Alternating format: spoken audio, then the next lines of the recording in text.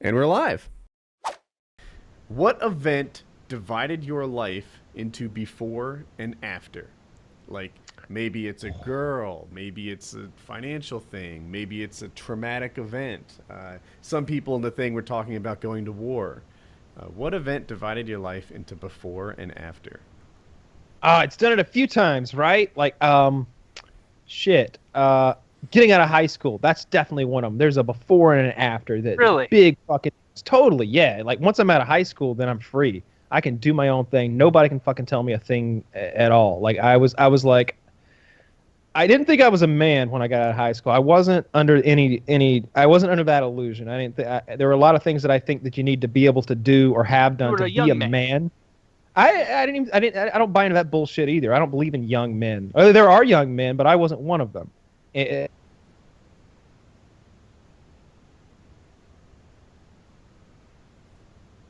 And a few years later, breaking up with my girlfriend, there was definitely a before and after then, because that just really fucked my life up. And I had been going in this direction, and it was like, just hitting a brick wall, and it's just like, all right, we got to go in a different direction now, and it was really hard to get the ship like going again. So there was a before and twice. after. Is this the? Yeah, dated her Which one are you twice, thinking and there's a of? before and there's a break during each breakup. So she's two. She's two. Like 10 years apart. Like two breakups 10 years apart. They were both like life shattering. I don't know. When I first got that like fucking $56,000 from Machinima, when they finally unlocked my money and got around to paying me, it was like, it was a bit of vindication. It wasn't about. I had money. It wasn't like, oh my God, I've got so much money, because I had large sums of money before. It was more about it was the vindication for all the people who didn't believe, not in me or what I was doing, because I didn't. Did he just drop off, Uh-oh. Taylor? Yeah, he just dropped off. Kyle's silly internet. Ugh. After he was Golly. coming, when he comes back, I'm gonna ask him to pick one of these events, because you can't just choose every big event in your life. I agree. That's Sorry not about fair. that. He's Am I clearly back now? cheating. Yes, you're back. Okay, so what I was saying is, it wasn't vindication where I understood why people didn't believe in what I was doing. It didn't believe in me, but I wanted them to believe in what I was telling them. It's like, you don't have to believe that I'm going to go and do great things on my own. That's okay if you don't believe that. But when I tell you that the great things are already happening and that I've done this and here it is on paper, and my dad was like, what are you talking? Where's the money at? He's like, they're not going to pay you that. They're not going to give you that money. And I'm like, they owe me that money. Like, he's like, how long's it been? 3 months, 4 months? They're not going to give you that money. And I started to believe it. And I'm like, I'm on Call of Duty Modern Warfare 2 or something with Hutch, and I'm like, Hutch, you've been working with Machinima for a while, right? And he's like, yeah. I was like, they pay you and everything, right? He's like, yeah. I was like, before you went over there, you had some big channel payments, right? And he was like, yeah. I was like, I told him what I was owed, and he had been owed a similar amount of money, a very large sum of money, tens of thousands of dollars. And I was like, did they pay you? You got it? He's like, yeah, they paid me, and they paid this much to so-and-so. I'm not going to drop any names that he told me long ago, but there were some other guys that he knew who had been paid large sums of money too. And I was like, okay, good. And finally, there was a day on Twitter, and you saw everybody, they went alphabetically, and they went through the row. And when you got to White Boy's last name, he was on Twitter blowing up, like, love Machinima. Everybody loved Machinima. And when you finally got to me in the middle of the alphabet, I was like, fuck yeah, finally. They actually, I believe them now. But that was definitely a before and after moment, because it was nice to know that it wasn't all a big scam that I had been working into, that Machinima wasn't a pyramid scheme, that YouTube wasn't a pyramid scheme, that it was a legitimate business, and that I was being given what I'd been promised, because I didn't know up until that moment. So Okay. which one of those of like 5 events was the most impactful? The before and after. Probably I would think the high school one. Oh, they're all equally like, Nope, I not couldn't fair. rank them. You're cheating. Each of them like completely changed like the way I thought about everything in life. They changed the direction, the path, the goals. Everything changed at each of those junctions. Do you want to be known as the guy who cheated on this question? I mean, down for the rest of time. I have to pick one. That's the question. Oh, okay. I don't know. The first time the girl broke up with me. Then the first time that we broke up, because if she hadn't broken up, I would have almost certainly married her and worked in finance. That would have been me. Worked in finance? Yeah, because that was the trajectory that I was going on with the car dealership thing. That's definitely where I was gonna. What I wanted to be a finance director. I wanted to be in charge of a finance department. But I didn't give a fuck about any of that after we broke up. But so that was probably a big change there. Taylor, do you want to go? I was gonna say the McRib, but honestly, Kyle's answers are way better. Probably finishing college, because it's almost the exact same reason that Kyle said. But if you go to college, you have more responsibility to get your shit done than in high school. You know, not as many people holding your hand, but there's still that. It's like a limbo before you reach reality, if that makes sense. Like, you still have some buffers up.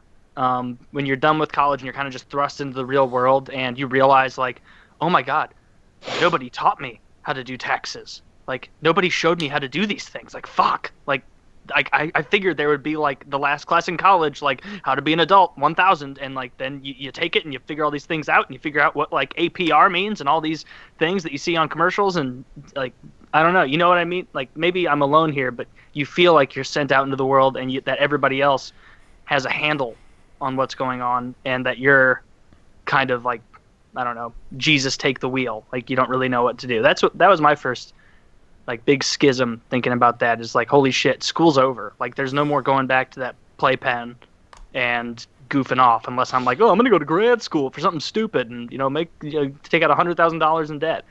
Yeah, that's definitely my real one, finishing college, like, finally feeling like an adult and having those responsibilities. So I thought about this question before the show, and you know, there's meeting Jackie. I've got a bunch of these like Kyle does, right? There's meeting Jackie, there's finishing school. The YouTube thing was kind of big for me because it was like a transition to self-employment and being in charge of my own time.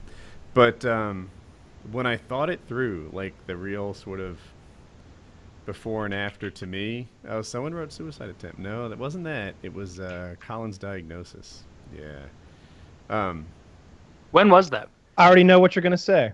Yeah. I knew this going in. I feel like before Colin's diagnosis, maybe the plan involved a really big family, and a really big family, maybe 4 or 5 kids, and seeing that Colin was going to need more attention than you could give to 4 or 5 kids, meant that you had to keep it a tighter knit family, right?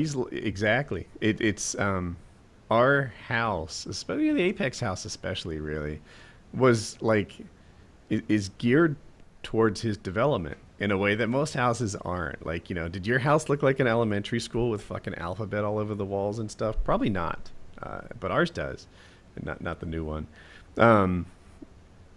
Jackie homeschools Colin, and that is like a huge time investment every day. And I don't know, just something about our whole lives became geared towards giving him, and Hope, but she's easy by comparison, the best shot in life possible. And like so much of what I've done, like regards to my career and my time, is all wrapped up into Colin, and that's been life changing compared to like that. I feel like the before and after one, and yeah. So Colin's diagnosis was probably the biggest thing. A lot of people, they don't know what he was diagnosed as. The first diagnosis we ever got was autism. They said he's autistic, and he was just a delayed speaker. And then we started going to more and more professionals, and it seems like delayed development, or whatever you want to call it, you can get any diagnosis you want. You know, with speech apraxia, and you know, what do they call it? Expressive and receptive language issues. The point is, autism is a spectrum, which didn't mean anything to me when I first heard it. But what it means is, like, you know, some people have it really mild and it's hardly anything. They're just kind of awkward. And some people have it really severe and they're completely nonverbal.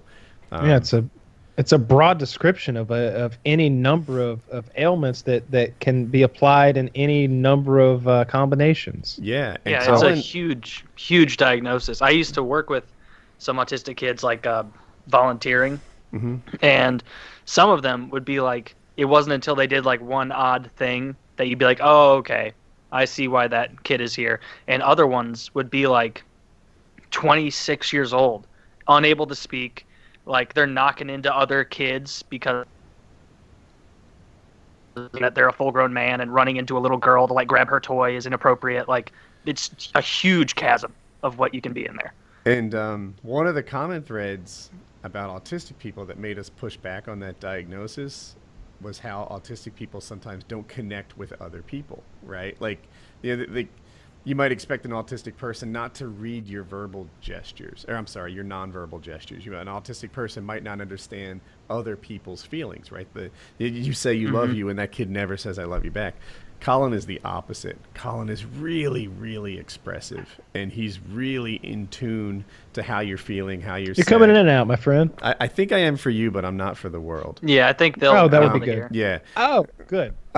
So anyway, he, if anything, I almost feel like he's got this daredevil thing for nonverbals, in that, like, because his language skills are weak, the non-language skills are super strong, and that's who Colin is. I think that's why he's so sweet. That could be part of it. So anyway, So I know that you've probably told this before, and I just don't remember. Was it pretty quickly after he was born that you got a diagnosis, or was it I guess something like that would take a while. Like, you don't know until like the speaking starts, right? Exactly. Or doesn't start. So, like, I remember this. So he said, like, mama or something like that at 9 months, like you'd expect. And as a baby, they weren't words, but he was just really verbal, like chatty, cooing, and he was more verbal than even Hope was in that pre-verbal stage. And I remember this. Jackie was talking to Colin, who of course can't talk yet. And he has like a younger niece or something, and she's like, oh, I won't name her, but like, Gloria is saying mama, you got to keep up. And at the time, we had no idea how hard it would be to keep up, for him. So he was 18 months to 2 years, something like that, when we got a diagnosis for the first time. And we thought they were wrong. We did kind of push, but they're like, yeah, he's autistic, and I can tell. I've been doing this forever. That's him. And we're like, what? And they're like, yeah, because you do this, and he doesn't like pay attention to it. And we're like, but he totally will if I do this or that. And even now, like, I think at first we had an objection to just like autism as a diagnosis. Like, we didn't want someone to call our kid that. That's we're past that. It's. Do you feel like over time that you've become more like content with the diagnosis as it's been narrowed down, and you've called in more people or experts or whatever, or is it kind of just a whatever? Well, at this point? financially, it's a good diagnosis to stick with. Yeah, so there's that. I'll circle back to that. I don't know if content. We're losing you right now, Woody. Oh, I don't know if content is the term that I would use. It's that, like, we're no longer sensitive to it. You can say he has speech dyspraxia. You can say he's autistic. You can say he has Tourette's. Like, you can say anything. And we're just like, yeah, almost any diagnosis you give us is not earth-shattering or even news. It's just a different take on it. A different take on the same sort of, like, I'm looking for a better term than mental disability, because it almost implies retardation. Like, his intelligence is fine. It's just like some sort of language processing that he's lacking. And some of the things, like I said earlier, that impact autistic people, like just understanding feelings and recognizing that other people are people and they're different than objects, he's super strong at that. So, yeah, you can call him autistic. You can call him speech dyspraxia. You can call them anything. They're not really issues. Oops. It's I don't know. And then Kyle was saying autistic is a good thing. Yeah, there are a lot of like if it's a known disability, like for example, let's pretend he had Down syndrome. Uh, the whole world, like Social Security and benefits and stuff, they're kind of prepared to handle Down syndrome. They know, like if you want extra like assistance at school and stuff, and your kid has a Down syndrome diagnosis, then they provide them because they get what Down syndrome is. If you go to school and say, he has speech dyspraxia, they're like, I don't really know what that is, but we don't have shit for that's not on my list. So, so in some ways, we always just like accepted the autism diagnosis because it's on the list. So.